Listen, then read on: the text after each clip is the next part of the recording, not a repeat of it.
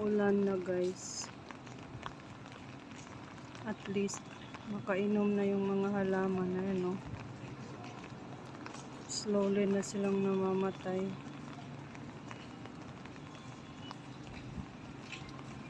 Tag-ulan na ba talaga? Dahan-dahan lang ako naglakad papunta sa church kasi ang lapit-lapit lang naman. I-sliding yung tsinelas ko. Nag-tsinelas lang ako. Yung presentable naman kasi sa church tayo. Doon sana ako dadaan dyan sa loob. Ayaw naman ng guard kasi umaya pa daw. Dahan-dahan tayo maglakad. Baka tayo may sliding yung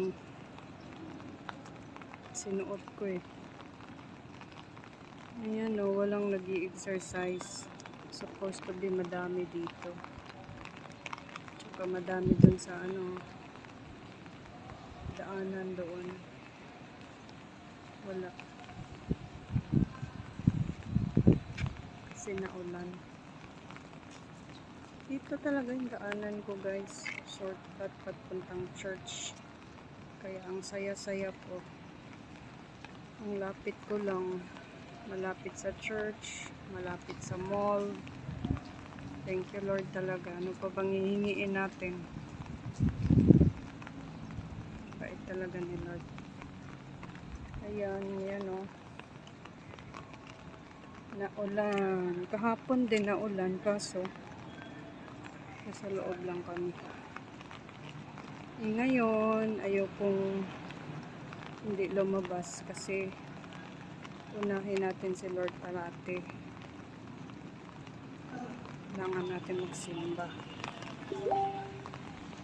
Kasi si Lord naman talaga ang lahat-lahat sa atin.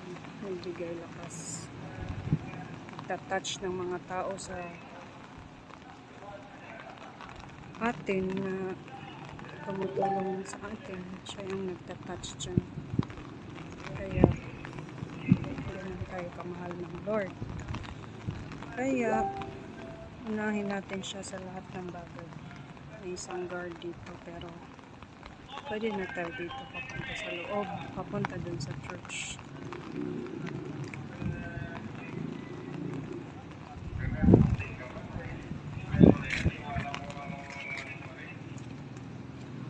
Ayan o, namatay na yung ibang halaman. Ayun, medyo sliding talaga yung sleeper natin. Morning! Ayan. Dito tayo dadaan.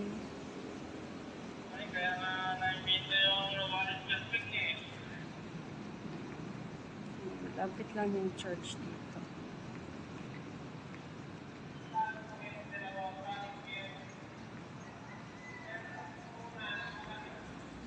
Salamat guys. Ayan o.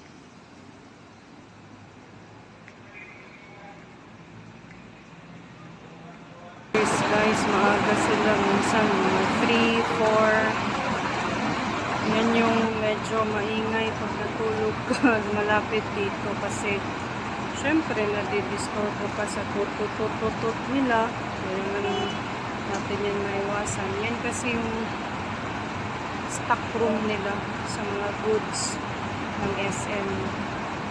Kaya igising ka talaga.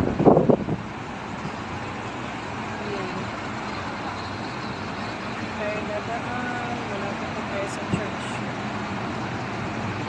Yan yung daming sasakyan. Yan yung mga pinag-deliver nila ng mga pagkain, kahit ano. Yan kasi yung receiving unit nila.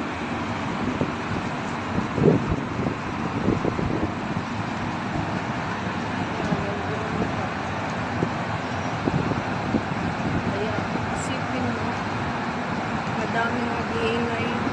Tapos pag nagising ka na, tahimik mo sila. Ay, ganun na talaga ang buhay.